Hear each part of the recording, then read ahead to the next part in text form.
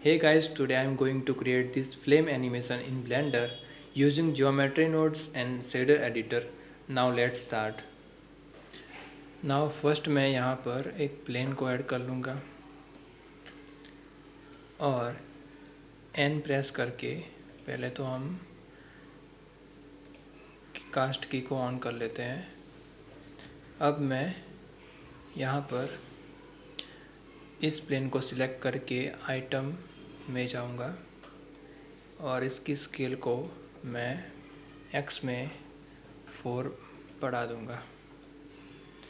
Okay,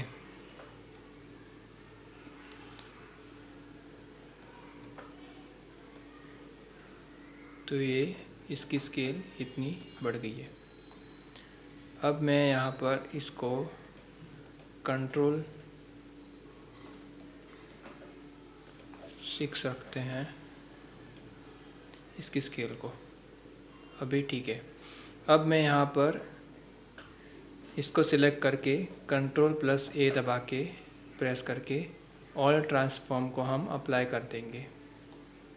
ठीक है। अब मैं यहाँ पर टॉप व्यू को ऑन करूँगा और हम जाएंगे शेडर एडिटर में। इसको सिलेक्ट करके एक न्यू मटेरियल ऐड कर लेना है और यहाँ पर रेंडर व्यू को ऑन कर लेना है। ठीक है।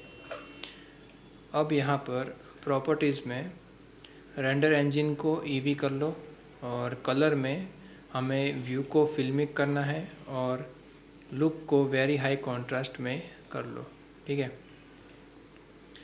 ओके, और जो आगे अब करना है वो है शेडर एडिटर में। सिर्फ शेडर एडिटर के मदद से हम करेंगे। ठीक है। तो फर्स्ट मैं इसको डिलीट कर दूंगा और यहाँ पर एक टेक्सचर कोऑर्डिनेट को यहाँ पर ऑब्जेक्ट से ऐड कर लूँगा। ठीक है। अब यहाँ पर टेक्सचर कोऑर्डिनेट ऐड हो चुका है। मैं यहाँ पर इस ओवरले को ऑफ कर दूँगा। ठीक है। तो यहाँ पर हमारा जो यूवी है ऑब्जेक्ट का यहाँ पर दिख रहा है। ठीक है। अब मैं यहाँ पर एक मिक्स शेडर को ऐड कर लूँगा। ठीक है। हम यहाँ पर कनेक्ट करेंगे इसको फैक्टर में और एक इमिशन को यहाँ पर ऐड कर लेंगे और इसकी स्ट्रेंथ को 2.54 जो रखना है वो रख सकते हो। तो हम इसकी स्ट्रेंथ को ये रहने देंगे। ठीक है। अब मुझे यहाँ पर एक ट्रांसपेरेंट मटेरियल को ऐड करना है। तो इसको ट्रांसपेरेंट क्रिएट करना है। ट्रांसपेरेंट मतलब कि मैं यहाँ से इसको ट्रांसपेरेंट देख सकूँ, तो उसके लिए मैं यहाँ पर ट्रांसपेरेंट को यहाँ पर ऐड कर लूँगा। तो हमारा जो ब्लैक है कलर वो यहाँ पर ट्रांसपेरेंट हो जाएगा। ठीक है। अब जो अगला काम हमें करना है, यहाँ पर N प्रेस करके इस मेथड को हमें ब्लेंडेड कर देना है। तो यहाँ पर नॉइस था वो ब्लेंडेड हो जाएगा और थोड़ा स्मूथ दिखेगा। ठीक है। अब मैं यहाँ पर एक कलर को हमें यहाँ पर क्रिएट करना है। तो पहले मैं एक लीनियर लाइट को ऐड कर लूँगा। ठीक है। लीनियर लाइट को ऐड करने के बाद यहाँ पर हम कलर को सेपरेट कर देंगे इस प्लेन पर। तो हम यहाँ पर सेपरेट XYZ ऐड कर लेंगे और इस Y को यहाँ पर फैक्टर में कनेक्ट कर लेंगे। ठीक है। अब हमारे पास सेपरेट XYZ है, तो हम इसकी Y डायरेक्शन में कलर को स्टॉक कर सकते हैं लेयर बाय लेयर। तो पहले मैं यहाँ पर एक मैथ नोड ऐड कर लूँगा, ठीक है। इस मैथ नोड को हम यहाँ पर वैल्यू में कनेक्ट कर लेंगे और इसको थोड़ा साइड में करते हैं और यहाँ पर एक कलर रैम्प को ऐड कर लेंगे। कलर रैम्प के कलर को यहाँ पर इमिशन में कनेक्ट कर लो और इसकी वैल्यू को यहाँ पर फैक्टर में कनेक्ट कर लो और इसकी वैल्यू को मैं यहाँ पर 1.08 रखूँगा, ठीक है। 1 भी रख सकते हैं, 1 रखते हैं, ठीक है। अब मैं यहाँ पर कलर्स के लिए स्टॉप्स ऐड करूँगा, तो पहले एक स्टॉप ऐड करते हैं बीच में, इसको सिलेक्ट करके एक और एक और, तो इतने स्टॉप्स ऐड करने हैं। तो फर्स्ट यहाँ पर हमें सैचुरेशन को फुल कर देना है, तो रेड कलर मिलेगा। उसके पहले मैं यहाँ पर एक और नोड को इसको डुप्लिकेट करके यहाँ पर ऐड कर लेते हैं और इसको लेस देन कर लेता हूँ और इसकी वैल्यू को 0.08 रखते हैं, तो ये स्टैक हो जाएगा कलर अपसाइड और हमें जो ट्रांसपेरेंट था वो मिलेगा, ठीक है। अब ट्रांसपेरेंट को ऑफ करके हम देख सकते हैं कि हमें ये ट्रांसपेरेंट कलर मिल रहा है। इसको हम रेंडर व्यू के ऑन करेंगे तो अभी ये ग्लो भी हमें दिख रहा है, ठीक है, सेपरेटेड ग्लो दिख रहा है। अब मैं यहाँ पर इसको इस कलर को चेंज करूँगा, सैचुरेशन को फुल, वैल्यू को भी फुल, हमें यहाँ पर फुल रखना है सबको, और यहाँ पर जो ह्यू है उसको मैं 0.07 रखूँगा, तो थोड़ा ऑरेंज कलर मिलेगा, ठीक है। अब इसको चेंज करते हैं, इसकी वैल्यू को फुल कर देना है, सैचुरेशन को भी फुल कर देना है। यहाँ पर मैं 0.12 रखूँगा, तो थोड़ा येलोइश कलर मिलेगा।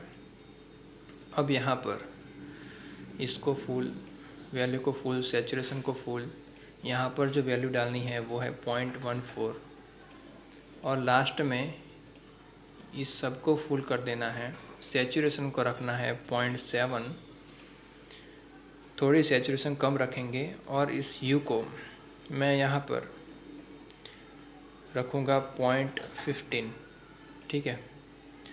तो ये कुछ ग्रेडियंट यहाँ पर क्रिएट हो चुका है और इस लीनियर को हमें कांस्टेंट कर देना है, तो हमें सेपरेटेड कांस्टेंट कलर मिल गए हैं, ओके।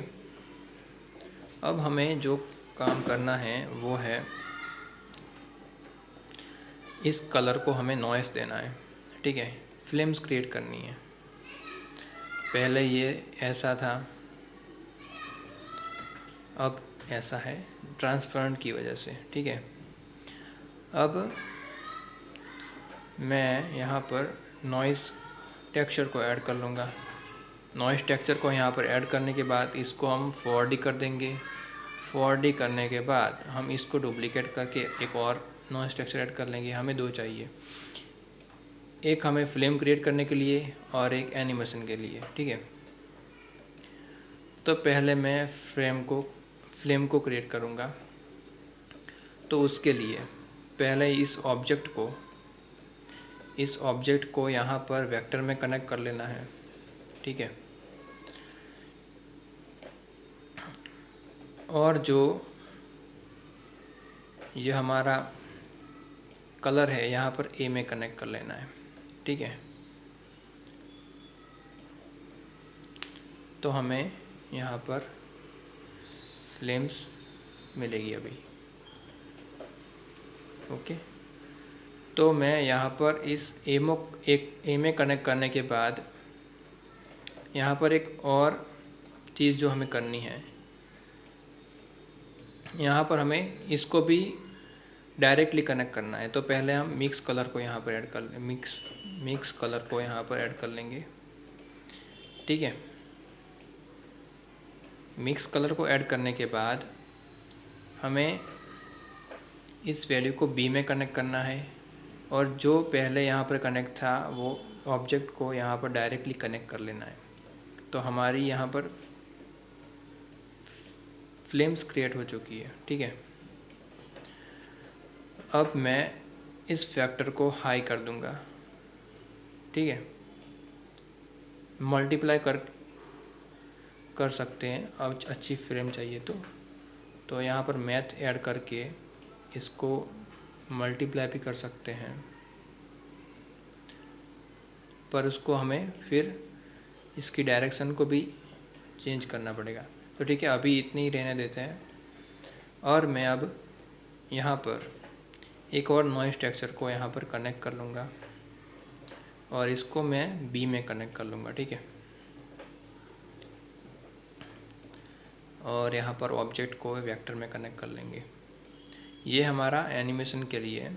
ठीक है, तो पहला मैं एक वैल्यू नोड को यहाँ पर ऐड कर लूँगा, और इसको यहाँ पर W में कनेक्ट कर लेंगे। ठीक है, और एक मैप रेंज को यहाँ पर ऐड कर लेंगे। ठीक है, तो हमें एक रेंज मिल जाएगी।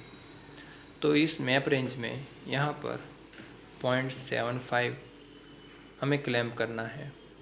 ठीक है, और यहाँ पर -0.75 ऐड कर लो। ठीक है, अभी हमारा यहाँ पर मटेरियल हमारा एनिमेशन के लिए रेंज सेट हो चुकी है कि इतना एनिमेशन हमें फिल्म का चाहिए।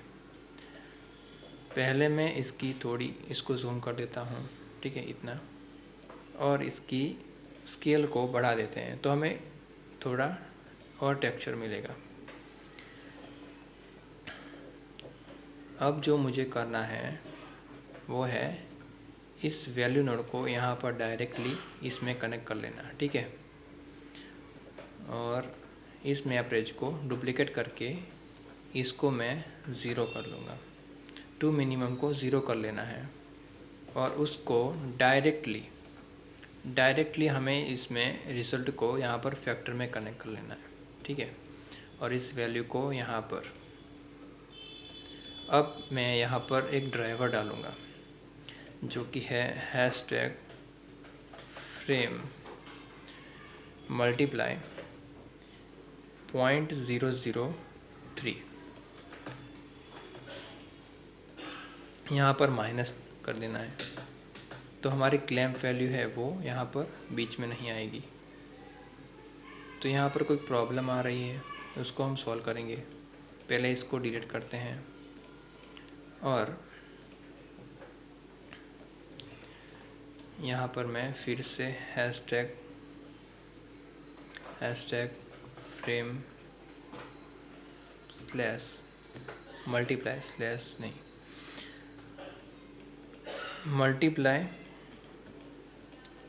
#frame मल्टीप्लाई 0.00 -0.003 लिखेंगे। अब ये एनिमेट हो चुका है। ठीक है, हमारी फ्लेम्स यहाँ पर एनिमेट हो चुकी है। प्रॉब्लम्स यहाँ पर लिखने में आएगा, तो यहाँ पर ध्यान से तुम लिखना ये ड्राइवर को। बाद में इसको एडिट करना हो तो पहले इसको डिलीट कर देना, फिर से लिखना, तभी एडिट होगा। मेरे इधर ये वही प्रॉब्लम हुई, मैंने इसको बीच में एडिट कर दिया तो वो नहीं होता। इसमें ड्राइवर को हमें डिलीट करके फिर से एडिट करना पड़ता है। ठीक है, तो हमारी फ्लेम यहाँ पर क्रिएट हो चुकी है, और जो हमें चीज़ जो करनी है, यहाँ पर मैं रेंडर व्यू को ऑन कर लेता हूँ। तो हमारी ये फ्रेम्स क्रिएट हो चुकी है।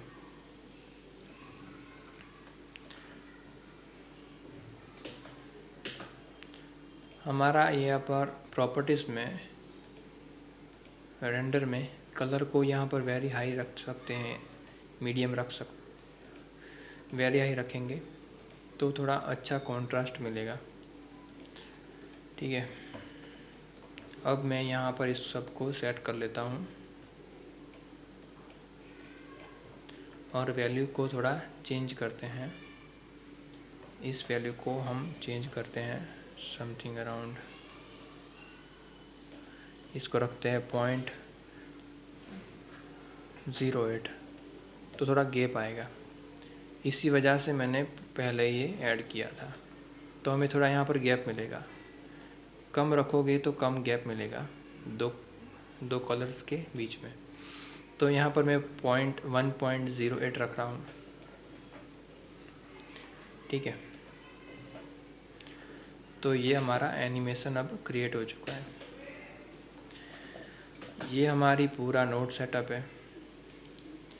यहाँ पर ज्योमेट्री में तो कुछ है ही नहीं, सिर्फ हमें एक प्लेन ऐड करना है और इसको स्केल करके ऑल ट्रांसफॉर्म को अप्लाई कर देना है, नहीं तो हमें यूवी का प्रॉब्लम आएगा, स्ट्रेच होगा, ठीक है। तो ये सब करने के बाद हमें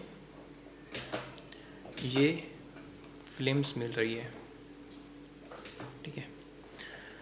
ठीक है, तो गाइस आज के लिए इतना ही, मिलते हैं अब कल अगले वीडियो में, ठीक है। तो बाय।